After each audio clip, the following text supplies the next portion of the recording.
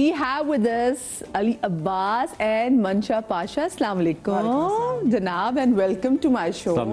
Finally जनाब, क्योंकि हम मंशा के पीछे बहुत अरसे से पड़े हुए थे और हम चाह रहे थे कि साथ में हमारे भाई भी आ जाए जिमरान, लेकिन उनकी सुबह कोर्ट में पेशियां आई मीन क्योंकि भाई साहब हमारे वकील हैं। जी तो और फिर इनका भी एग्जैक्टली यही सीन था, हम भी बड़ी देर तक उनको फॉलो करते रहे। फाइनली अली भी आज हमारे शो में आ गए। भाई शो में आपको एक बार फिर से मैं खुश आमदीद कहूँगी और एक अच्छा सा जो सवाल जो आपसे बहुत दफ़ा किया जाता होगा वो ये कि व्हेन यू एंटर्ड, मतलब आपका तो था ही कार्ड्स में था, सितारों में था that you have to enter the industry because अब्बा और बाकी फैमिली में भी सारे थे बड़े बड़े नाम, दादा तो खैर बहुत ज़बरदस्त बड़ा नाम। आपके दिमाग में वैसे क्या था, अपनी मर्जी से आए थे या फिर इम्प्रेस होके आए थे कि हाँ? नहीं, मैं बिल्कुल 100% अपनी मर्जी से आया था। इनफैक्ट मेरे अगर आप कहें कि वो बाय बर्थ कार्ड्स में नहीं लिखा हुआ था कि हमारे घर का माहौल बिल्कुल अलग था। हम टिपिकल पंजाबी फैमिली थे, लेकिन लाउड होने के अलावा हम में बिल्कुल भी ऐसा कुछ नहीं था कि वो फिल्मी बैकग्राउंड से होता है। वी weren't allowed सख्ती होगी ना, सख्ती से मुराद ये कि we weren't allowed to visit PTV या फिल्म स्टूडियोज, ऐसा कुछ नहीं था। हमें वो जहाँ एक्सेस था और वहाँ पे जाना अलाउड नहीं था, अलाउड ही नहीं था हमें। और जब अच्छे थिएटर प्लेज होते थे तो वो कभी कभी हम फैमिली के साथ जाया करते थे, बट अदरवाइज रुझान नहीं था, बचपन से पढ़ाई की तरफ फोकस करवाया गया था। सो ये सारा कुछ अपने ओन पे ही हुआ जैसे भी हुआ।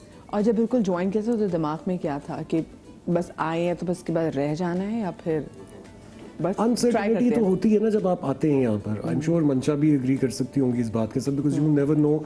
हर 10 साल के बाद ना इंडस्ट्री के ट्रेंड्स चेंज होते हैं। जिस वक्त मैं आया था बैक इन 2013 तो तब सुपरस्टार्स थे बहुत सारे मौजूद जो आज लेजेंडरी स्टेटस पे, और जगह नहीं थी, तो बहुत ही 6 दिन का काम, 10 दिन का काम, 8 दिन का काम, उस तरह के काम मिलते थे। वो अनसर्टेनिटी तो थी ही, बट एक फेथ था कि यार लगे रहेंगे तो शायद कुछ बन जाए। There was no other choice. तो फिर इस वजह से ये खुद अपने माइंड में था कि there is no other choice. ये तो हमेशा से था, हालांकि मैं भी वकील हूँ, I was a corporate lawyer for a year, but वो सब कुछ छोड़ छाड़ के आ गया था मैं, सारी कश्तियाँ चला के। मंशा आपके माइंड में क्या था? पता नहीं, मुझे लगता है कि मेरे फैमिली में तो कोई भी नहीं है विद इन दिस फील्ड। मेरे बहुत अम्मी अब्बू दोनों डॉक्टर्स और बहनें जो है, एक मार्केटिंग में, एक लॉयर है मेरी यूके में, और so there was nobody. But I think मेरा बचपन से इसी तरफ रुझान था, because I was very interested in कि यू नो ये जो फिल्मी दुनिया है और स्टोरी टेलिंग, बेसिकली हर चीज़ जिसका कुछ ना कुछ हिस्सा कहानी सुनाने में था ना, उसमें मेरा बड़ा रुझान था। तो मेरी अम्मी बचपन में मुझे देख के डर जाती थी कि अल्लाह, ये मुझे लगता है ये तो एक्ट्रेस बनेगी, और डर जाती थी ये सोच के कि क्योंकि यू नो उस जमाने में ऐसा नहीं था। मैं तो बड़ी भी हैदराबाद में हुई थी, which is a small city, तो वहाँ पे ये कॉन्सेप्ट कुछ वो अनोखा ही था कि मतलब बेटी एक्ट्रेस बनेगी, यू नो। तो मतलब कहते हैं डॉक्टर के घर तो वो जब बच्चा पैदा ही होता है ना, तो वो बच्चा पैदा ही डॉक्टर ही पैदा होता है। वो कहते हैं डॉक्टर्स के घर तो बच्चा डॉक्टर ही होगा ना फिर आगे जाके, तो वो उसमें मेरा कुछ भी ऐसा नहीं है। मैं आज भी कहती हूँ कि कोई मुझे हाई ब्लड प्रेशर, लो, कुछ फर्क नहीं पता। कोई कहेगा ना मुझे ये हो रहा है, मैं कहूँगी इसका क्या मतलब है, मुझे कुछ नहीं पता, क्योंकि वो इतनी लेवल ऑफ डिपेंडेंसी है कि अम्मी से पूछ लिया, अब्बू से पूछ लिया जब वो जिंदा थे, या बहन एक डॉक्टर है मेरी, उससे तो मुझे तो 0/0 है, बिल्कुल नो नॉलेज डॉक्टरी का और मेडिकल का, कुछ भी नहीं। अच्छा, और कैसे मतलब एंट्री हुई कैसे थी? एक्चुअली एंट्री तो ऐसे हुई थी कि मैंने बाहर पढ़ाई की थी, और जब मैं वापस आई थी तो फिर I started working behind the camera. और मैं, अदनान भाई मुझे हर दफ़ा याद दिलाते हैं और मैं भी लोगों को बताती हूँ कि वो जो है उन्होंने सबसे पहले ये लोगों के कान में भी डाली थी और मेरे भी जहन में डाली थी कि इसको तुम क्या कर रही हो, तुम्हें एक्ट्रेस होना चाहिए, तो या तो क्योंकि आप देख रही थी प्यारी लड़की, अरे भाई तुम क्या कैमरे के पीछे करी, तुम्हारा शॉट है। नहीं जी, मैं तो प्रोडक्शन में हूँ। और मुझे था भी नहीं कि, मुझे तो लगता था शायद मैं इतनी अच्छी एक्टिंग कर भी नहीं पाऊंगी, बट अल्लाह का शुक्र है कि इज्जत रहेगी। और वही मैं आप लोगों के आने से पहले भी ये बात कही थी कि हमारे यहाँ अच्छी बात ये, और जो आप दोनों की अच्छी बात ये है कि वो रुके नहीं ना, वो जब with the passage of time के आपके एक्ट में, आपके क्राफ्ट में और मेच्योरिटी आती रही। अच्छा, वैसे बचपना कैसा था आपका? शायद था जैसे इनको तो बचपन से अम्मा को पता था कि वो परेशान थी कि लड़की मेरी एक्ट्रेस निकलेगी। आपके घर वाले आपको बचपन में देख के क्या कहते थे कि ये क्यों पैदा हो गया यहाँ पे? क्या बात है। मैं बहुत शरारती और बहुत ही बाकियों से डिफरेंट था।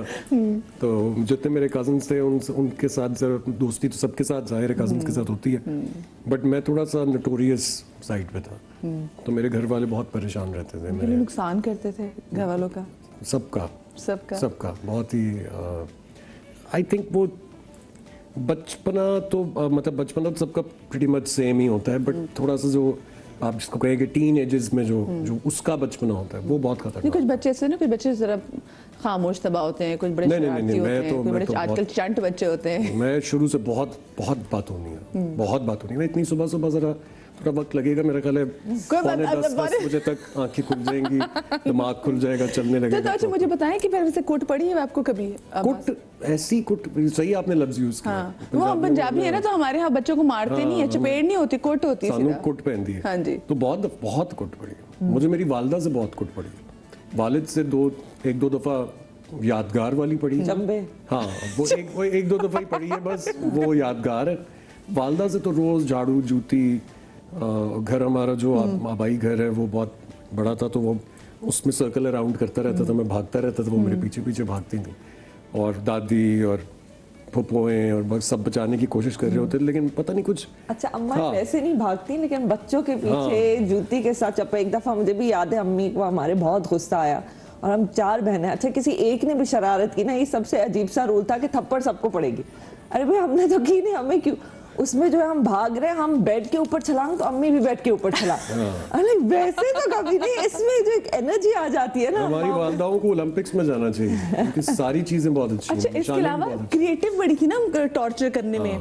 तो एक घर में ना एक छोटा सा कमरा मुझे लगता है कि म्यूजियम बना देना चाहिए, जिसमें कि अम्मी ने क्या क्या ताने दिए वो दीवारों पे लिख देना चाहिए, फिर अम्मी ने किस किस चीज से कूटा, वो तमाम चीजें जो है ना। वो आपकी अम्मी वैसे कितनी क्रिएटिव थी? आपने झाड़ू बताया, झाड़ू तो चले, झाड़ू जूते, एक दफा हैंगर भी था, हैंगर बिल्कुल, हैंगर जो चीज देसी हाउस होल्ड में तो लोग माए, मुझे लगता है इसलिए हैंगर देख भी रहती है ना खरीदते हुए कि कलकलाई मारने भी है। फर्क, जनरेशनल फर्क वैसे तो बहुत सी बातों से पता चलता है, लेकिन इस बात से बहुत मेजर एक फर्क आया है कि आपके पेरेंट्स जो है वो बिल्कुल भी ऐसा नहीं करते, ऐसा बिल्कुल नहीं करते। अच्छा, ये हालांकि हमारे बच्चे तो ये भी नहीं कहते कि हम 911 कॉल कर देंगे, फिर भी अब वो ट्रेंड चेंज हो गया। उसके बावजूद अली, मेरे ख्याल से हमारी जनरेशन ऐसी है कि हम माँ बाप से मतलब अगर मार भी खाइए फिर भी हम उतनी मोहब्बत करते हैं, लेकिन आजकल के माँ बाप बच्चे पे, अगर मेरा बच्चा भी 3 साल का होने वाला है, अगर उस पर ऊंचा बोलने की कोशिश करो तो लोग कहते हैं नहीं, ये तो शॉक में चला जाएगा, तो ट्रॉमा में चला जाएगा। आजकल के बच्चे बहुत हसास हो गए, मुझे लगता है।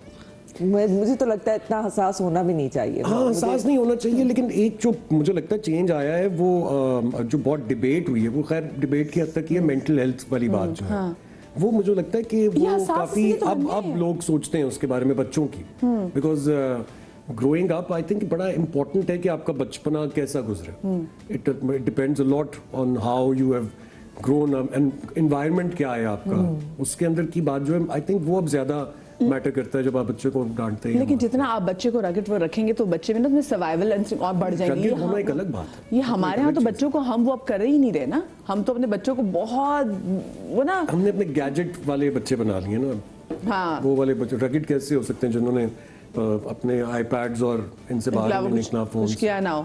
अच्छा नहीं, लेकिन इसके अलावा वो कहते हैं ना कि बच्चों को आप थोड़ी बहुत, आप बच्चों को डांटे भी, कोई बात नहीं, मैं तो वो कि मैं अपने छोटे को भी अक्सर हल्के से लगा देती पीछे कि भाई नहीं, इसको तमीज़ भी तो सिखानी है ना। मैं अगर कहूँगी नहीं ऊंचा नहीं बोलना, ये शौक में चला जाएगा, ये ट्रॉमेटाइज ना हो जाए, तो मैं तो उसे डर के रहूँगी सारी उम्र।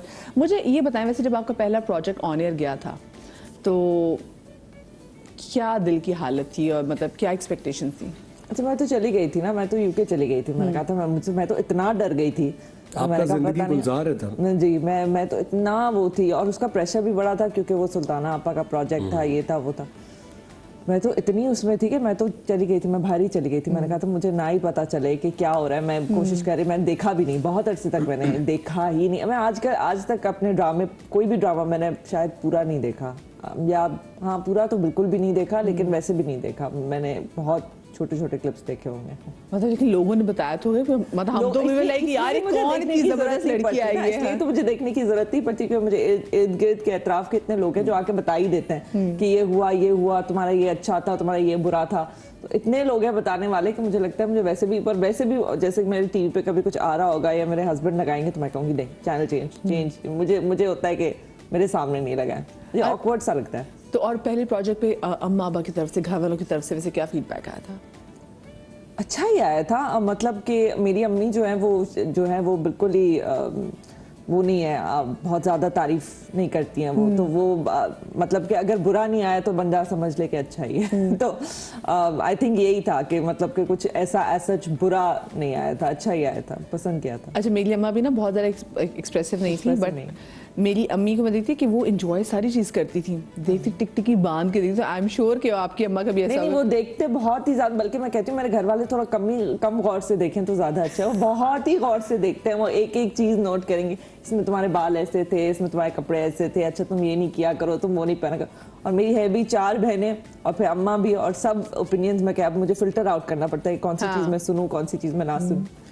तो नक्श वगैरह निकालती हैं, एक्टिंग वगैरह में कोई सजेशन वगैरह देती हैं कभी अम्मा? हाँ, एक्टिंग वगैरह में हाँ उसमें भी दे देती हैं, ये कह देती है कि हाँ ये वाला तुमने अच्छा किया, ये इसमें मुझे इतना मजा नहीं आया, ये वो इस हद तक।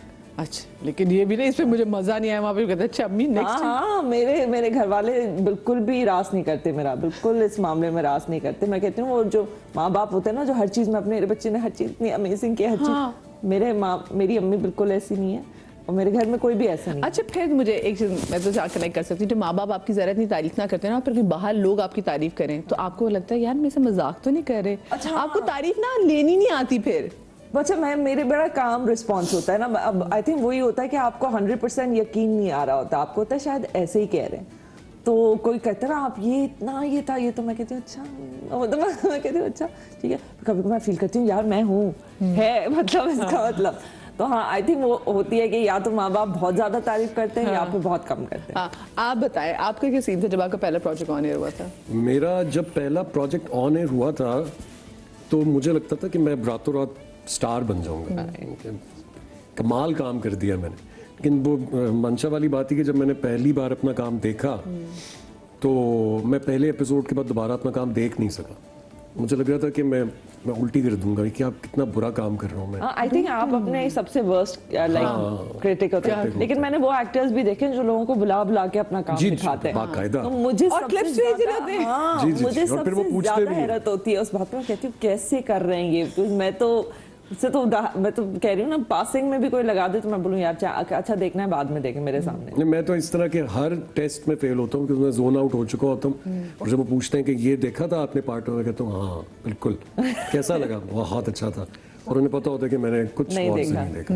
But coming back to that, मुझे फॉर द लॉन्गेस्ट टाइम मुझे नहीं याद कि मैंने अपना कोई काम उसके बाद दोबारा देखा हो।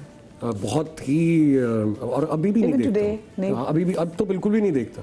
अब तो मुझे लगता है कि जो लोगों से रिस्पांस आता है उससे बस पता चल जाता है कि यार अच्छा किया है, ये फलां सीन अच्छा था, चलो वो देख लेते हैं। और वो देखकर भी हमेशा बुरा लगता है कि नहीं यार। और ये भी होता है कि आप हमेशा पीछे कोई काम अपना देखते हैं। बहुत कहती हूँ शायद एक आध कोई प्रोजेक्ट होगा जिसमें मुझे लगा होगा कि हाँ ये वाला बिल्कुल सही उस वक्त के लिए जो किया, सही काम किया, ये वो।